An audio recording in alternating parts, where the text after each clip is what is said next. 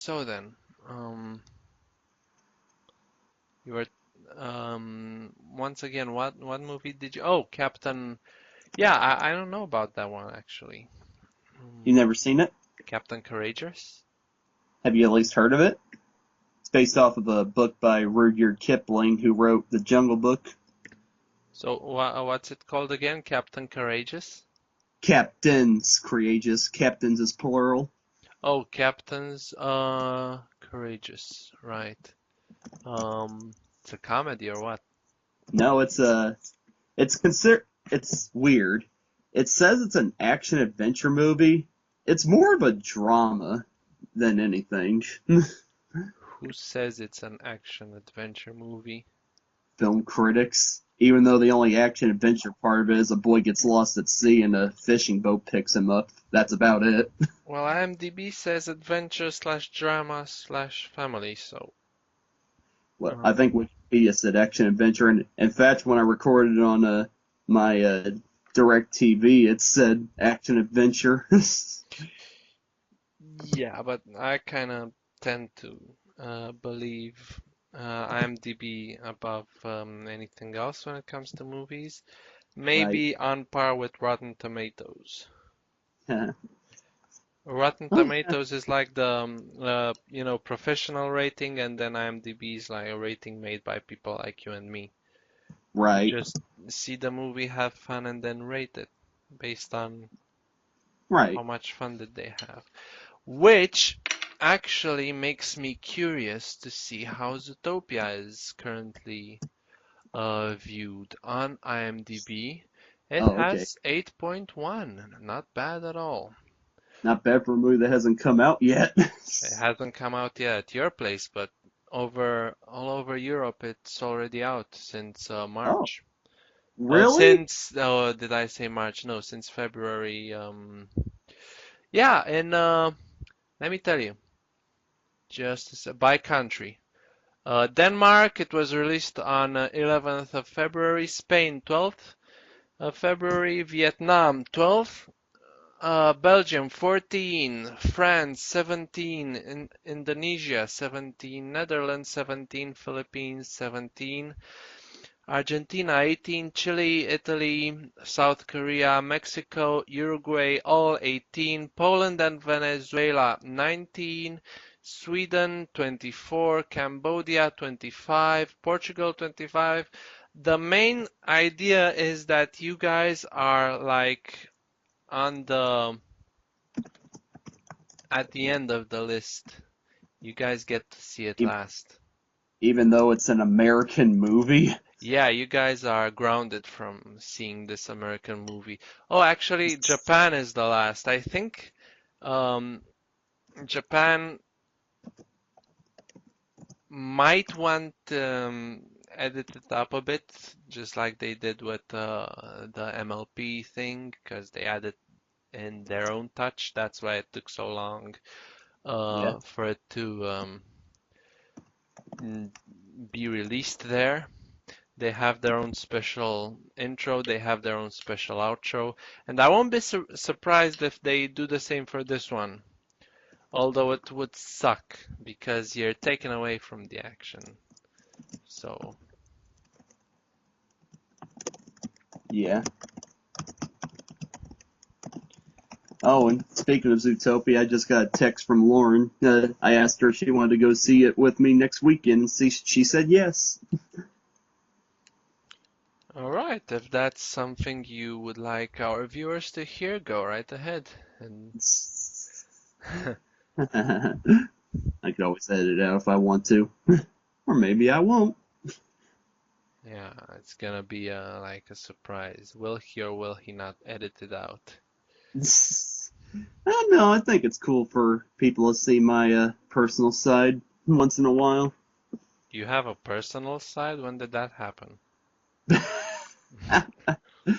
Well, it's been trying to escape me since I've known you, but yeah, still a little bit there. I thought you were a cartoon character.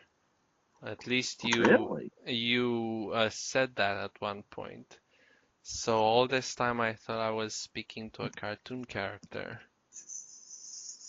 I I play a cartoon character on my YouTube videos. I'm not one. You claim to be one. Really? When did I say that? Like all the time. You told me you knew everyone back at headquarters. You knew Bugs and Daffy, and you had lunch with Porky Pig, eating pork. Uh, and yeah, the craziest stories. Oh Mm, yeah, I remember. Those were some dark times. well, not too dark, because you were kind of happy about them. You were kind of proud of That's because yourself. they. That's because Leon Schlesinger and all the directors thinking had us on caffeine pills so we could be totally loony. Is that how it works? I Yeah, thought, what? How can you not see Daffy Duck bouncing all over the place and not think, wow, that duck's on something? Not to mention Bugs dressing up and dragging kissing men. It's like, come on, that's not normal behavior for a rabbit. no, I don't know. I thought everyone was on speed. Nah, speed was our punishment. It's like they gave us the harder stuff. All right, that's how you ended up like this. You don't even have a cartoon out. They left you out of the bin. Oh, my cartoon was so controversial. It's like they burned every last copy. Good. I don't even think the world is ready for your cartoon. Oh It's yeah, like, I'm surprised the lost episodes creepypasta hasn't been written about it yet. of course it has. You haven't heard it? It's about the guy who discovered your um the reel to your cartoon in the desert right next to the ET cartridges, the Atari games, and went home and played it. And several weeks later, he gouged his own eyes out and sent them to the Warner Brothers studios in an envelope, which kind of makes you think how was he able to write the address on the envelope afterwards? And how was he able to, go to the post office and drop the envelope? And you know what I mean. Yeah, that cartoon was one of Chuck Jones's darker pieces. That's what you get for working with Chuck Jones. Well, he seemed like such a nice guy. He was well educated. He quoted Mark Twain. Seemed like the kind of guy you could trust. Dude, he really hated Bob Clampett though. Well, if anyone is better than John Deitch, so I think there you go. Gene Deitch, you mean? Yeah, Gene Deitch, whatever I said. I don't remember I've what I said. actually worked with him. With I've actually worked with him, and his Tom and Jerry cartoons do not represent his body of work too well. It wasn't fair because the studio that asked him to make the cartoons didn't give him any model sheets to work with to base the characters off of, and or anything like that. They just told him to make Tom and Jerry cartoons, and he just made them. Gene Deitch, but he had the entire Tom and Jerry catalog from the Hanna-Barbera days, so I think he had plenty of um, examples of what to do in a Tom and Jerry episode. Yeah. Um, and better quality wouldn't have hurt either.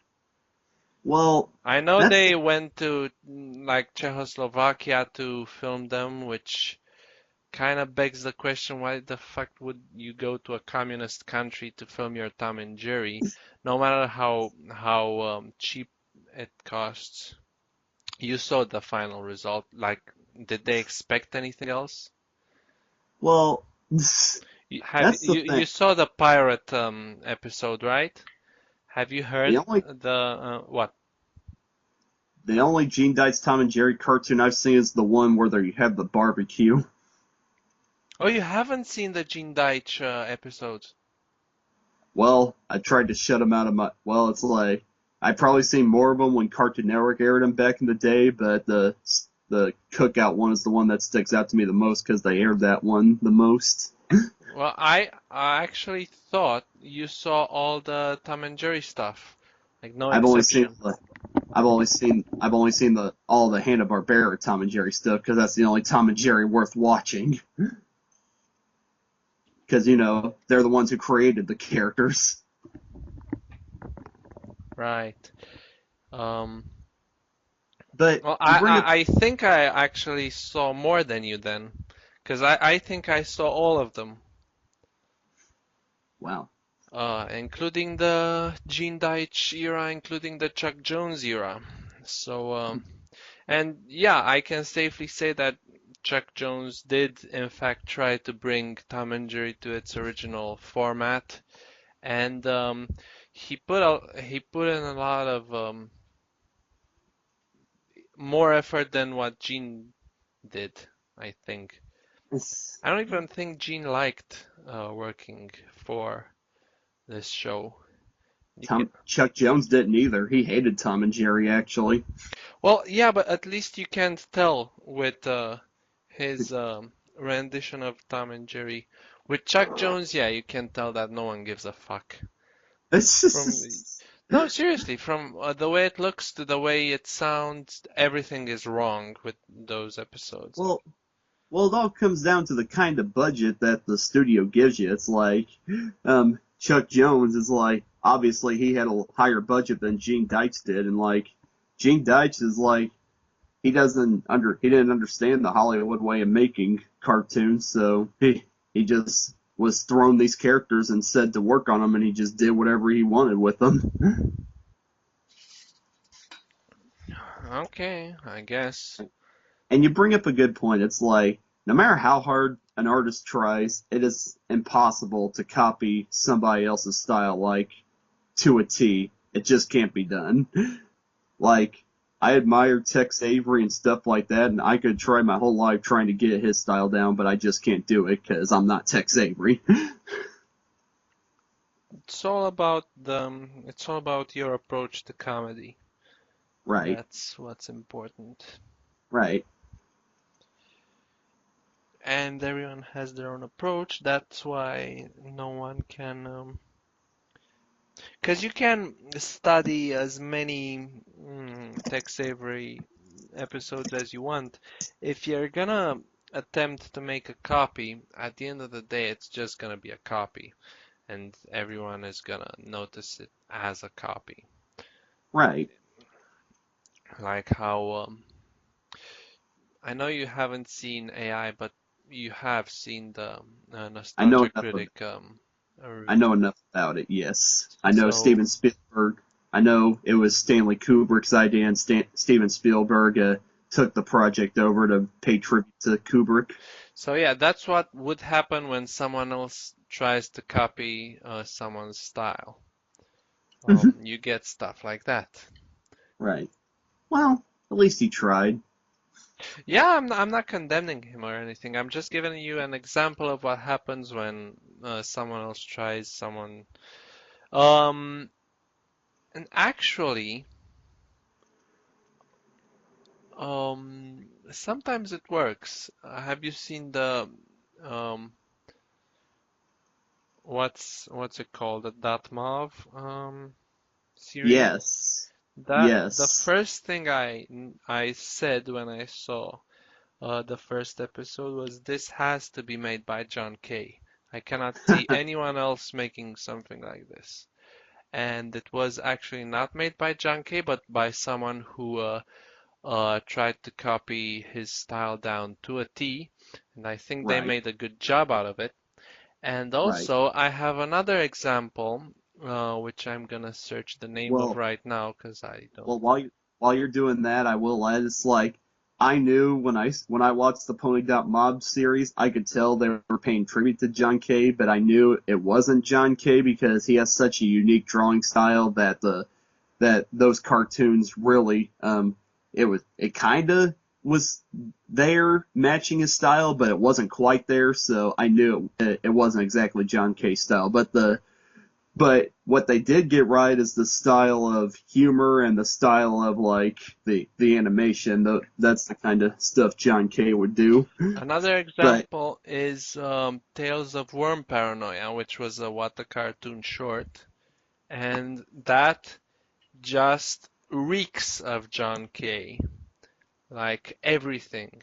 And it's actually not him that did this. So sometimes this is what I'm saying. Sometimes it actually works. right. Have you? But Yeah. But that's the thing. It's like if you have the ability to copy somebody's style, do you want to? Do you want to be known as the next John K, or do you want to be known as the next whatever or do you want to be known as the whatever your name is?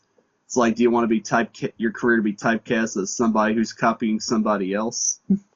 I'm not commenting on that. I'm just commenting on the fact that if you're gonna actually um conserve all your effort into making something great while copying that style, it might work. Yeah, I guess so. Just as long as you don't steal somebody's ideas like completely.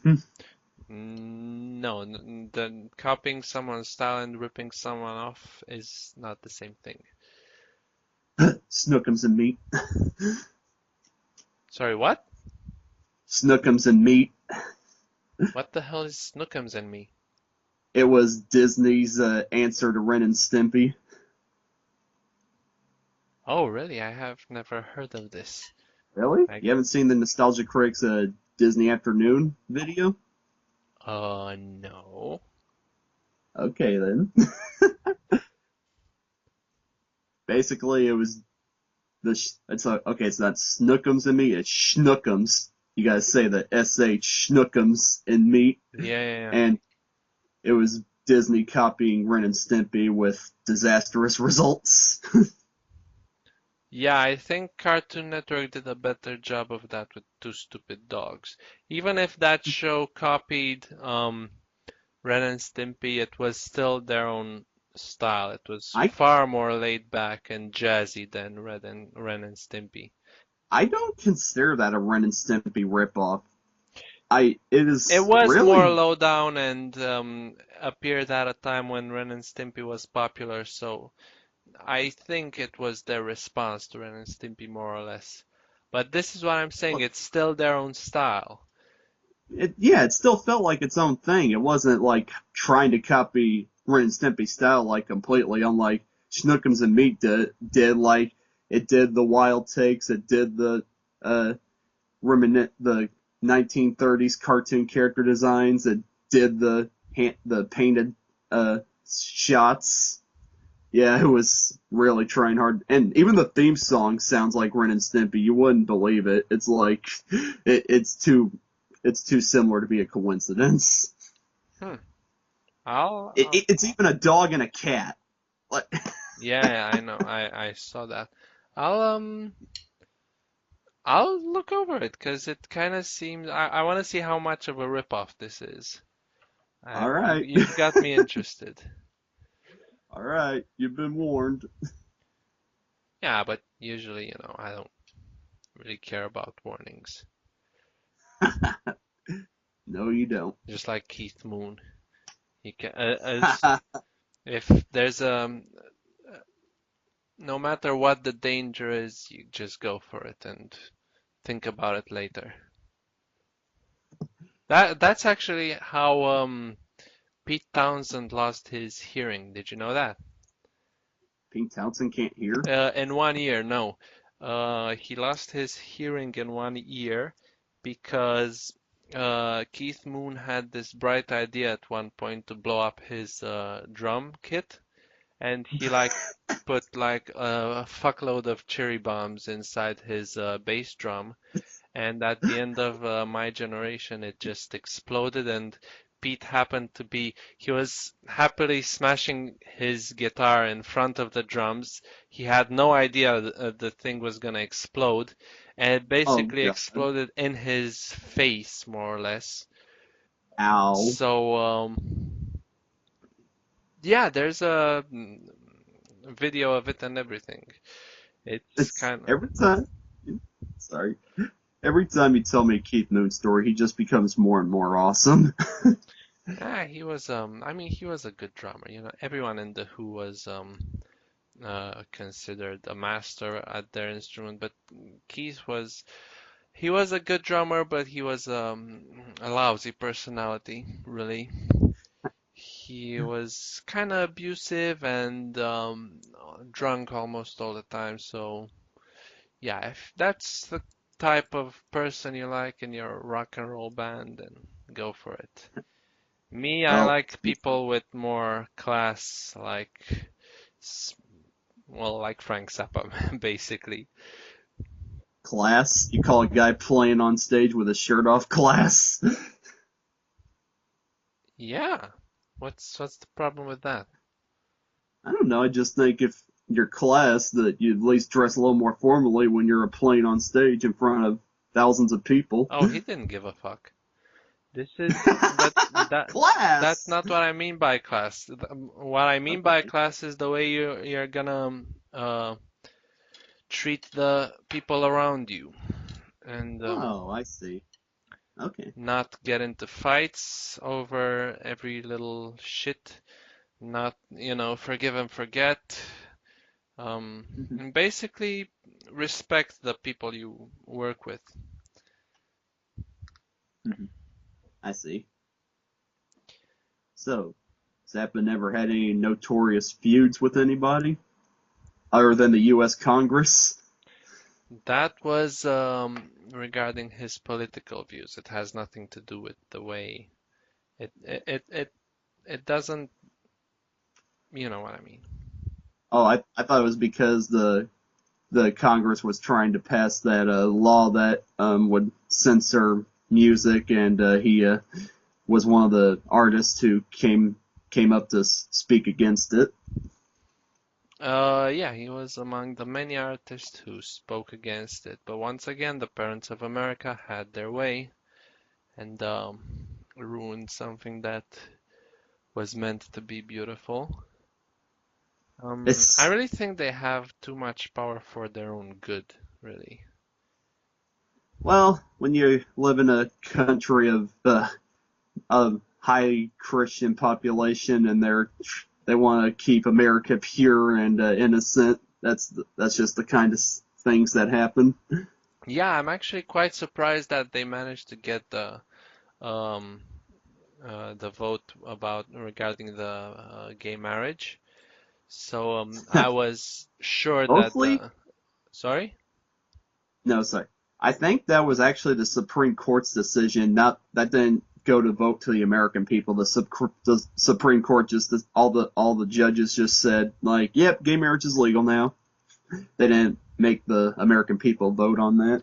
I really would have been interested to see what the parents of America would had what the parents of America had to say about that and what Well, their you should have been. reaction. Sorry? You should have been. No, sorry. Sorry, I keep interrupting you. It's like, um, oh, I'm on Facebook with a lot of Republican parents, and like the day after, they still weren't happy about it. They were like, no matter what the Supreme Court says, I still am against gay marriage. It doesn't matter what you're against. The country says it's legal, then it's legal. It's like, yeah, and like I laughed at the post that still says like, get okay, listen up. Marriage equals one man and one woman. Anything else is a mirage. Wow, I think they had a total of 10 minutes worth of time to think of that one. Yeah. Oh, they didn't even think of it. They just got a picture up. Well, okay, they just took it from somebody else. It was like a meme that they just posted on their own Facebook.